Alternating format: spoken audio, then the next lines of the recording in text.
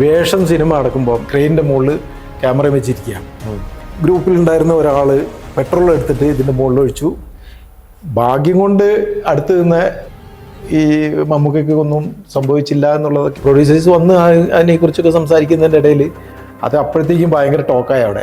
മമ്മൂക്ക എന്നെ വിളിപ്പിച്ച് എന്താണ് നിൻ്റെ പ്രശ്നം, പിന്നെ നിൻ്റെ അടുത്ത് ഏതാ ലെൻസ്, ഇത് ക്യാമറ ഏതാ, മറ്റേ ക്യാമറ എങ്ങനെയുണ്ട്, ഇങ്ങനെയൊക്കെ ഓരോ കാര്യങ്ങൾ ചോദിച്ചുകൊണ്ടിരിക്കും. അതുപോലെ നമ്മൾ പിന്നെ അന്ന് ഫിലിമായിരുന്നു, ഇപ്പോൾ DX കോഡ് എന്താണെന്ന് എനിക്കറിയോ, മമ്മൂക്കയാണ് അതിൽ ആ ഷോട്ടിൽ വരുന്നത്. അപ്പോഴത്തന്നെ നമുക്ക് ടെൻഷൻ ഉണ്ട്. അപ്പോൾ പെട്ടെന്ന് വന്ന് കയറി പെട്ടെന്ന് ക്യാമറ പിന്നെ ഓൺ ചെയ്തില്ലോ ഷോട്ടൊന്ന് കാണണ്ടാന്ന് പറഞ്ഞപ്പോഴത്തേക്ക് അതുവരെ ഞാൻ ഇരുന്ന് വെപ്രാളം കൊണ്ട് ഞാൻ എൻ്റെ ഒപ്പമുള്ള അസിസ്റ്റൻറ്റിൻ്റെ അടുത്ത് ചോദിക്കുകയായിരുന്നു, വേർത്ത് കുളിക്കുകയായിരുന്നു.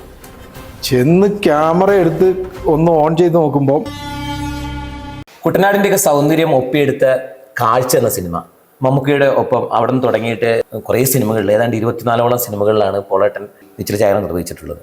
മമ്മൂക്കയോട് ഉള്ളപ്പോൾ ഒരു സിനിമയുടെ ഒരു എക്സ്പീരിയൻസും അനുഭവങ്ങളൊക്കെ ഒന്ന് പറയാമോ? മമ്മൂക്ക നമ്മൾ ഫോട്ടോഗ്രാഫേഴ്സ് നമ്മളിപ്പോൾ ഇന്ന് പടങ്ങൾ എടുത്തിട്ടുണ്ടെങ്കിൽ നാളെ രാവിലെ തന്നെ, അന്നൊക്കെ പിന്നെ പ്രിന്റ് ചെയ്ത് വരുന്ന ആയതുകൊണ്ട് പിറ്റേ ദിവസം രാവിലെ തന്നെ പിന്നെ മമ്മൂക്കയ്ക്ക് പടങ്ങളൊക്കെ കാണണം. അപ്പോൾ കൃത്യമായിട്ട് നമ്മൾ അന്ന് തന്നെ പ്രിന്റ് ചെയ്ത് പിറ്റേ ദിവസം രാവിലെ കൊണ്ടുപോയിട്ട് മമ്മൂക്ക കാണിച്ചു കൊടുക്കും. അപ്പോൾ അതിൻ്റെ ഇടയിലും പല കാര്യങ്ങളും, നമ്മളെ ക്യാമറ ഏതാണ്, ഏറ്റവും ലേറ്റസ്റ്റ് ആയിട്ടുള്ള ക്യാമറകളും ക്യാമറ ലെൻസുകളും ഒക്കെ കുറിച്ച് വളരെ നല്ല ബോധ്യമുള്ള ആളാണ് മമ്മൂക്ക. അപ്പം അന്നേരം അതിന് അപ്പോൾ ഒരു ദിവസം തന്നെ എന്തെങ്കിലും ഫോട്ടോഗ്രാഫിയായിട്ട് ബന്ധപ്പെട്ട എന്തെങ്കിലും കാര്യങ്ങൾ ചോദിക്കും. പിന്നെ ഏതാ ഇത് ക്യാമറ ഏതാ, മറ്റേ ക്യാമറ എങ്ങനെയുണ്ട്, ഇങ്ങനെയൊക്കെ ഓരോ കാര്യങ്ങൾ ചോദിച്ചുകൊണ്ടിരിക്കും. അതുപോലെ നമ്മൾ പിന്നെ അന്ന് ഫിലിമായിരുന്നു, ഇപ്പോൾ DX കോഡ് എന്താണെന്ന് എനിക്കറിയോ എന്ന് ചോദിച്ചു. അപ്പോൾ ഭാഗ്യം കൊണ്ട് എന്താണ് എന്ന് പറയാനുള്ളത് അന്നേരം പിന്നെ ഈ ഇൻസ്റ്റിറ്റ്യൂട്ടിലൊക്കെ പഠിച്ചുകൊണ്ടുള്ള ഒരു അങ്ങനെ നമ്മൾ പറയുകയും ചെയ്തു. അപ്പോൾ അങ്ങനെ കാഴ്ചയിലേക്ക് വന്നപ്പോഴത്തേക്ക് കാഴ്ചയിൽ ഷൂട്ടിൻ്റെ ഇടയിൽ അവിടെ കുറച്ച് വെള്ളം കുടിക്കാൻ വേണ്ടിയിട്ട് അവിടെ ബോട്ടിലൊക്കെ വെള്ളം ഈ പിന്നെ കരിങ്ങാലിയൊക്കെ ഇട്ടിട്ട് വെക്കുമല്ലോ. അപ്പോൾ പ്രത്യേക കളറുകളില്ലായിരിക്കുമല്ലോ കുപ്പികളിൽ വെള്ളം ഇരിക്കുന്നത്. ഞാൻ വെള്ളം ഇരിക്കാൻ ആ വെള്ളത്തിൻ്റെ ഒരു ബോട്ടിലെടുത്ത് കുടിച്ചത് ഞാൻ പെട്രോളായിരുന്നു കുടിച്ചത്. ഞാൻ എടുത്ത് കുടിച്ച് വായിലേക്ക് കുറച്ച് പെട്രോൾ ഇറങ്ങിയിട്ടുണ്ടാവും. അപ്പോൾ ഇത് കുടിച്ച് ഉടനെ തന്നെ ഞാൻ എടുത്ത് തുപ്പി ഇതായി. അത് അപ്പോഴത്തേക്കും ഭയങ്കര ടോക്കായി അവിടെ. മമ്മൂക്ക എന്നെ വിളിപ്പിച്ച് എന്താണ് നിൻ്റെ പ്രശ്നം, ഞാനെന്തോ പെട്രോൾ മനപ്പൂർവ്വം എടുത്ത് കുടിച്ചത് പോലെയാ. അപ്പോൾ എന്നിട്ട് നീ എന്താ പ്രശ്നം, നീ പറയുക അങ്ങനെയാണ് ഇങ്ങനെയാണെന്നൊക്കെ പറഞ്ഞിട്ട് ഭയങ്കര എന്നോട്. ഞാൻ മമ്മൂക്ക ഒന്നുമില്ല, ഞാൻ അവിടെ വെള്ളം ഇരുന്ന് കളർ മാറിപ്പോയി. അതായത് വെള്ളത്തിന്റെ ബോട്ടിലുകൾ അവിടെ അങ്ങനെ ചൂടാക്കി വെക്കുന്നതാണ്, അങ്ങനെയാണ് അത് ഇതായി. അപ്പോൾ അതുപോലെ തന്നെ പിന്നെ ഒരു പടത്തിന്റെ ലൊക്കേഷനിൽ കാരവനിൽ ഇരുന്നിട്ട് നമ്മൾ പടങ്ങളൊക്കെ കാണിച്ചു കൊടുക്കുമ്പോൾ പ്രൊഡ്യൂസേഴ്സ് വന്ന് അതിനെക്കുറിച്ചൊക്കെ സംസാരിക്കുന്നതിൻ്റെ ഇടയിൽ നമ്മളോടൊക്കെ പറഞ്ഞു, ഇതൊക്കെ നമ്മുടെ ആൾക്കാരാട്ടോ എന്നൊക്കെ പറഞ്ഞിട്ട് ആ ഒരു രീതിയിലൊക്കെ നല്ല സപ്പോർട്ട് ചെയ്യുന്ന ആളാണ്.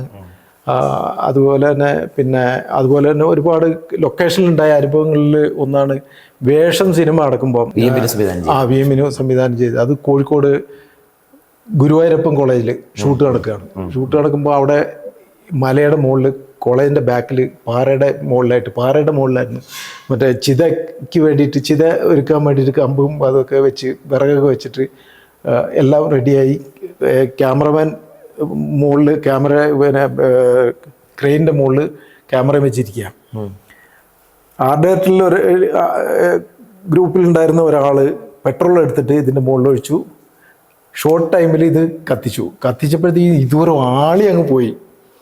ആളി പോയപ്പോഴത്തേക്കും പിന്നെ ക്യാമറമാൻ അവിടെ ഇരുന്ന ക്യാമറമാൻ അടക്കം മറ്റേ എന്തോ ഭാഗ്യത്തിന് താഴെ വന്നു. പിന്നെ ക്രെയിൻ താഴെ വന്നു. അതിൻ്റെ ഒപ്പം പിന്നെ ഞാനൊക്കെ അവിടെ നിന്ന് തെറിച്ച് പോയിട്ട് ബാക്കിലേക്ക് പോയി. എന്തോ ഭാഗ്യത്തിൽ താഴെ പോയില്ല, എൻ്റെ ഒരു ലെൻസ് പോയി. അങ്ങനെയൊക്കെ പിന്നെ അപ്പം തന്നെ പിന്നെ അവിടുന്ന് പാക്കപ്പ് ചെയ്ത് പോവുകയാണ് ചെയ്തത്. ഭാഗ്യം കൊണ്ട് അടുത്ത് നിന്ന് ഈ മമ്മൂക്കയ്ക്ക് ഒന്നും സംഭവിച്ചില്ല എന്നുള്ളതൊക്കെയാണ്. അതൊക്കെ ഭയങ്കര അതെ. പിന്നെ ഏറ്റവും മെയിൻ ആയിട്ടുള്ളൊരു അനുഭവം, ഞാൻ ആദ്യമായിട്ട് ക്യാമറ ചെയ്യുന്നത് ബാവുട്ടിയുടെ നാമത്തിൽ എന്ന് പറഞ്ഞപ്പോൾ കോഴിക്കോട് ഷൂട്ട് ചെയ്തു. അതായത് ബാവുട്ടിയുടെ നാമത്തിൽ GS വിജയൻ സംവിധാനം. GS വിജയൻ സംവിധാനം ചെയ്ത ബാവുട്ടിയുടെ നാമത്തിൽ രഞ്ജിത്ത് ഡയറക്ടറായിരുന്നു, അല്ല പ്രൊഡ്യൂസറായിരുന്നു. ആ പടത്തിൽ കുറേ ഷോർട്സ് ഞാൻ എൻ്റെ ക്യാമറ സ്റ്റിൽ ക്യാമറയിലാണ് ഷൂട്ട് ചെയ്തത്. അത് ഉപയോഗിച്ചിട്ടുണ്ട് അതിൽ.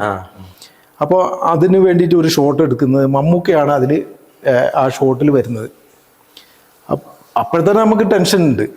അപ്പോൾ ടൗണിൽ നമ്മളെ പുതിയ സ്റ്റാൻഡിൻ്റെ ആ പരിസരത്ത് ആ ജംഗ്ഷനിലായിരുന്നു ക്യാമറ സെറ്റ് ചെയ്ത് ഒരു മറ്റേ ഓട്ടോറിക്ഷയിൽ ക്യാമറ പിന്നെ മൗണ്ട് ചെയ്ത് അതിൽ ആ വണ്ടിയിൽ ഇരുന്നിട്ട് മമ്മൂക്ക പോകുന്ന ടൗണിലൂടെ പോകുന്ന ഒരു ഷോട്ട് എടുക്കാൻ വേണ്ടിയിട്ടായിരുന്നു. എല്ലാം കഴിഞ്ഞ് ലാസ്റ്റ് മമ്മൂക്ക വരുന്ന ടൈമിൽ ഇത് ഓൺ ചെയ്യണം എന്നൊക്കെ ആലോചിച്ചുകൊണ്ടൊക്കെ എല്ലാം കറക്റ്റാക്കി വെച്ചാ.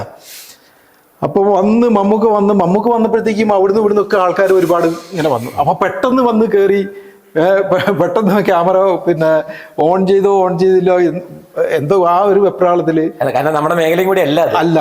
അപ്പൊ അങ്ങനെ അതങ്ങ് പിന്നെ ആ ഷോട്ടിന് പോയി. ഞാൻ നമ്മളുടെ വണ്ടിയിൽ കാറിൽ കയറി ഇരുന്നിട്ട് നമ്മൾ ഈ ഇതിന്റെ ബാക്കിൽ ഫോളോ ചെയ്ത് പോയി. നമ്മുടെ ബീച്ചിന്റെ സൈഡിൽ ഒരു 5 സ്റ്റാർ ഹോട്ടൽ ഉണ്ടല്ലോ, താജിന്റെ, ആ ഹോട്ടലിലെത്തി ഉടൻ തന്നെ മമ്മൂക്ക ആ ഷോട്ടൊന്ന് കാണ്ടറാന്ന് പറഞ്ഞപ്പോഴത്തേക്ക് അതുവരെ ഞാൻ ഇരുന്ന് വെപ്രാളം കൊണ്ട് ഞാൻ എൻ്റെ ഒപ്പമുള്ള അസിസ്റ്റന്റിൻ്റെ അടുത്ത് ചോദിക്കുകയായിരുന്നു, ക്യാമറ ഓണായോ? എനിക്കൊരു ഉറപ്പില്ല ക്യാമറ ഓണായോ എന്നുള്ളൊരു അത്രയും ടെൻഷനിലായിരുന്നു. നമ്മളൊന്ന് വേർത്ത് അവിടുത്തെ ചൂടും വേർത്ത് കുളിക്കുകയായിരുന്നു. ചെന്ന് ക്യാമറ എടുത്ത് ഒന്ന് ഓൺ ചെയ്ത് നോക്കുമ്പോൾ ഉണ്ട്, ക്യാമറ ഓണായിരുന്നു. അത് കാണിച്ചു കൊടുത്തത്. ഇത് മതി എന്ന് പറഞ്ഞു. അപ്പോഴത്തേക്ക് അതാ സിനിമയിലേക്ക് ചേർത്തു. അതെ. പക്ഷെ പിന്നീട് ചെയ്ത നമ്മളിപ്പോ ഈ കഴിഞ്ഞിടയ്ക്ക് വയനാട്ടുകാരനായിട്ടുള്ള രാജേഷ് ശിർലൻ ഡയറക്ട് ചെയ്ത നോണ എന്ന സിനിമയ്ക്ക് ഒരു അതിന്റെ ഛായയാണ് നിർവഹിച്ചത്. അതെ, പൊള്ളേട്ടനാണല്ലോ. അപ്പൊ ആ ഒരു എക്സ്പീരിയൻസ്, അന്ന് കിട്ടിയ ഒരു എക്സ്പീരിയൻസ് കൂടെ ഗുണം ചെയ്തു എന്നുള്ളതാണ്. ഉറപ്പായിട്ടും നമ്മൾ പിന്നെ ഇതുപോലെയുള്ള ഇതെല്ലാം ഷൂട്ട് ചെയ്യുന്ന സമയത്ത് നമ്മൾ ആദ്യം ശ്രദ്ധിക്കേണ്ട കാര്യങ്ങളിൽ ഒന്നാണ് ഇത്. ക്യാമറ ഭയങ്കര റിസ്ക് ആയിട്ടുള്ള ഇത്. വേഷം സിനിമയിൽ ഭാവ അഭിനയിച്ചിട്ടുണ്ടായിരുന്നു, ചെറിയ ഒരു വേഷമൊക്കെ ചെയ്തിട്ടുണ്ടായിരുന്നു. അപ്പോൾ അതിൽ മമ്മൂക്കയായിട്ട് ഒരു ഫൈറ്റ് സീനിൽ വരുന്നുണ്ട് ഭാവ. അപ്പോൾ അതിൽ ഫൈറ്റിൽ ഇത് എന്താണ് ഷൂട്ട് ചെയ്യാൻ പോകുന്നത് എന്നുള്ള കാര്യങ്ങളൊക്കെ ഭാവയുടെ അടുത്ത് ഫൈറ്റ് മാസ്റ്ററും അസിസ്റ്റൻസ് എല്ലാം പറഞ്ഞു കൊടുത്തു.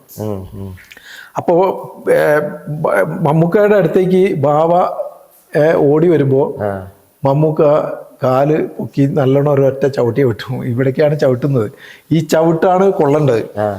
അപ്പോൾ പിന്നെ ഒരു പൊസിഷൻ പറഞ്ഞു കൊടുത്തിട്ടുണ്ടായിരുന്നു, ഇവിടം വരെ വരാൻ പാടുള്ളൂ എന്ന്. കൃത്യമായിട്ട് വരിക എന്നുള്ള. മമ്മൂക്ക എന്ന് പറഞ്ഞാൽ അവരുടെ എക്സ്പീരിയൻസ് കൊണ്ട് അവരൊരു സ്ഥലത്ത് നിന്നിട്ടുണ്ടെങ്കിൽ അവിടുന്ന് ഈ ചവിട്ട് ഇവിടെ തന്നെ കൊള്ളും, അത് കൊണ്ടുവരണമെങ്കിൽ ഇങ്ങനെ കൊള്ളുള്ളൂ. ജസ്റ്റ് ഫോഴ്സ് ഒന്നും ഉണ്ടാവില്ല. പക്ഷേ ഭാവ വന്നത് കുറച്ച് സ്പീഡിലായി, കുറച്ച് കൂടുതലങ്ങ് കയറിപ്പോയി. ഇവിടേക്ക് നല്ലൊരു ചവിട്ട് കിട്ടി. കുറച്ച് നേരത്തേക്ക് ആള് വേറൊരു ലോകത്തായിരുന്നു.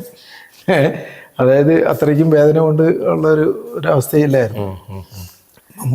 അത് മമ്മൂക്കയുടെ കുഴപ്പമല്ല, അത് ഇവൻ പുതിയ ആളുകൾ വരുമ്പോൾ അതെ